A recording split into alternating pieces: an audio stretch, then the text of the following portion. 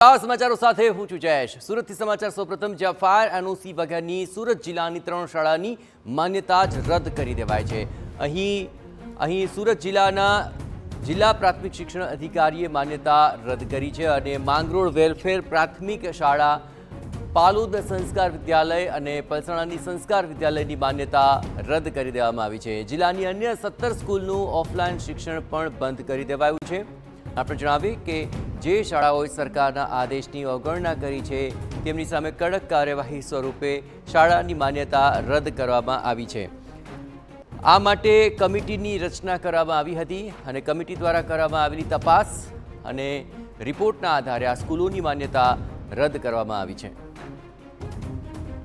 વધુ વિગતે વાત કરવા જોડાઈ રહ્યા છે સુરતથી સંવાદદાતા બલદેવ સુતાર। બલદેવ, સૌપ્રથમ તો આ સ્કૂલ માન્યતા વિના કેટલા સમયથી ચાલી રહી હતી અને ક્યારે આ મામલો ધ્યાનમાં આવ્યો અને હવે શું કાર્યવાહી?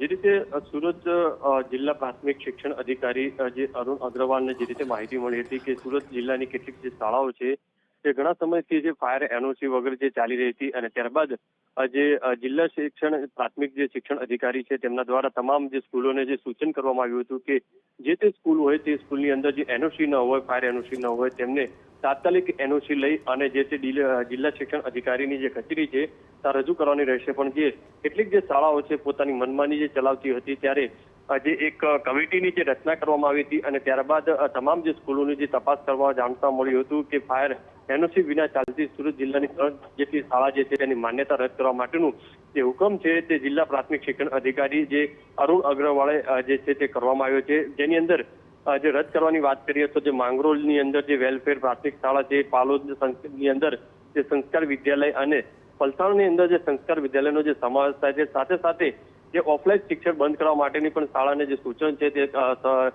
સૂચના આપવામાં આવી છે। જેની અંદર 17 જેટલી અલગ અલગ જે સ્કૂલો છે સુરત જિલ્લાની તમામ સ્કૂલોને જે સૂચન કર્યું છે કે જે ઓફલાઈન જે શિક્ષણ બંધ કરવામાં આવે શાળાઓ। એટલે મહત્વની વસ્તુ એ છે કે જે બાળકો જ્યારે સ્કૂલની અંદર જતા હોય છે ત્યારે જીવના જોખમે અભ્યાસ કરતા હોય છે અને તેને ગંભીરતાથી નોંધ લઈ અને જે જિલ્લા પ્રાથમિક શિક્ષણ અધિકારીએ આ પગલું ભર્યું છે। હજુ પણ આજે તમામ જે સ્કૂલોની જે કમિટી બનાવવામાં આવી છે, કમિટીની અંદર જો ગણતરીના દિવસોની અંદર જો આ શાળા જે છે તો પોતાના જે ડોક્યુમેન્ટ જો હજુ રજૂ નહીં કરે તો તેમની સામે પણ હજુ કાર્યવાહી થઈ શકે છે। જી બિલકુલ બલદેવ, તમામ ગતિવિધિઓ પર આપ નજર રાખતા રહેજો। તો સુરત જિલ્લાના જિલ્લા પ્રાથમિક શિક્ષણ અધિકારીએ આ માન્યતાઓ રદ કરી છે અને માંગરોળ, પાલોદ અને પલસાણાની સ્કૂલની માન્યતા રદ કરવાના અહેવાલ છે અને જે ઓફલાઈન શિક્ષણ ચલાવતી હતી તે બિલકુલ 17 સ્કૂલનું ઓફલાઈન શિક્ષણ પણ બંધ કરાવી દેવાયું।